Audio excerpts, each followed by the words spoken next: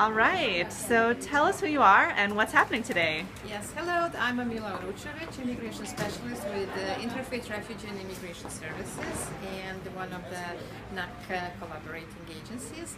And we are having right now a Citizenship Day workshop here in collaboration with Eagle Rock Library. Nice. And we are happy to give you a tour of our event right now. Great. So what's this first station This here? is the registration desk, so clients have appointments scheduled at the beginning of the hour, and they come here, sign in when they're getting intake sheet, and they are accompanied by one of our volunteers to the stations when they complete intake sheet. And after that process is done, then they are accompanied inside for pre-screening. Okay, let's look at that. You see that? So we have our pre-screening volunteers here.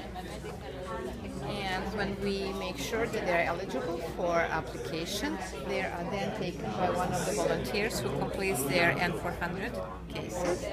And after that, our volunteer attorneys and BII accredited representatives check quality control, and applicants are ready to submit applications and to be ready for a citizenship test. Great, thanks. And how many applicants do you expect today at this LA workshop? Well, between 50 and 100. Wonderful. Thanks for sharing. You are very welcome.